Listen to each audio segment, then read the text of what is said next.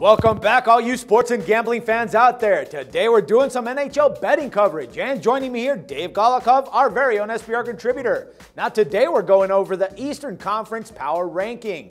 All right, Dave, so before we get into all the thick of this, what's been your take on this season? I mean, have there been any surprises so far? Absolutely. I mean, Boston and Pittsburgh were the two teams favored going in. Both have been absolutely horrendous. Well, maybe that's a stretch. I'm being a little harsh, but both have been extreme disappointments. The Bruins are barely fighting for their lives to make the playoffs. And Pittsburgh has been about a 500 team since they won 22 of their first 32 games. So these are two teams that were expected to be awesome. Neither has been anything close to awesome, and that's been the biggest surprise so far. All right, man. Now let's start looking first at the Montreal Canadiens. Now their record right now is 41-16 for the season, and their odds to win the Eastern Conference is at plus 450. Now, what makes you think that they have the best chance in this case?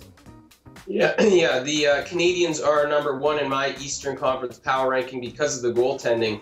Carey Price is probably the best goaltender in the NHL right now, front runner for Vezina Trophy, possibly even the front runner for the Hart Trophy.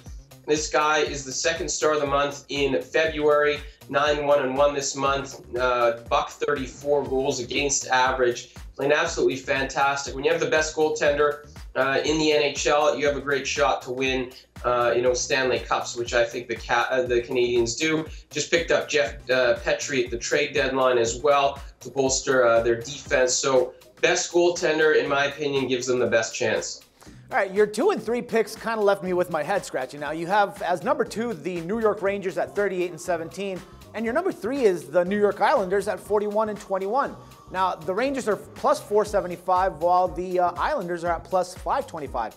Now, why is that difference? I mean, the Islanders do have a little bit better of a record in this case. Why do you put them as third instead of the Rangers? Well, the Islanders have been fading a little bit, most notably goaltender Yaroslav Halak. Played fantastic in the month of November. Last couple of months, he's had a goals against average 2.6 or higher. He's the difference between this team being, at the top of the Eastern Conference and this team barely making the playoffs.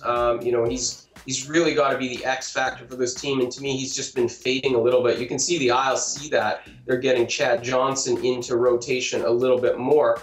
But the Isles deserve to be in the conversation because it's a young team that is top 3 or is it top 4 in NHL in scoring, great offense. So it's really Yaroslav Halak. If he can show up big time in the playoffs, this team is as loaded as anybody. The other drawback, other than Halak, the youth is great, but they're inexperienced in terms of long and deep playoff runs. So that's why another reason why they're behind the Canadiens and the Rangers in this spot. As for the Rangers, I really like this team right now. They won 8 of 10.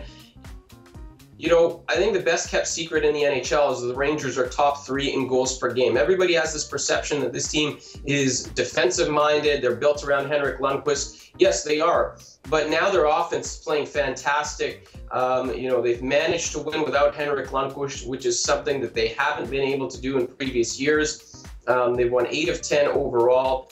Playing really fantastic hockey, and they maybe got the steal of the trade deadline getting Keith Yandel. This is a team that already has such a good blue line and added an all-star caliber defenseman. This team is going to be pretty dangerous come playoff time. All right, man, and your 4th selection, it's the Tampa Bay Lightning at 38-20 for the season. Now, their odds to win it are at plus 450. Now, they have a little bit more of a favored odds than the Isles in this case, but why are you putting them as the 4th selection in this one, man? Yeah, it's a team that hasn't won more than 2 straight since January. Also kind of like the Islanders fading a little bit, started hot, fading a little bit. Tampa Bay was my preseason pick to win the conference. They just, at times they've looked like that, and most notably early on in the season, but I have concerns. This is a team that does not play well away from home. They're a significantly different team on the road than at home, and it doesn't look like they're going to have home ice advantage for many rounds in the playoffs. Ben Bishop, who at times can be a Vezina Trophy contender, is a very average or even below average goaltender on the road. So those are some of the concerns with Tampa Bay. at times when everything clicks for them, they've got the offense, they've now got the blue line, they've got a great goaltender, they look like they can win it all. But the road concerns is an issue for me, and the fact that they haven't been able to maintain a high level of play since early on in the calendar year is a big concern for me. All right, man. So overall, I mean, do you think that we could actually see Montreal go the whole stretch and make it to the finals?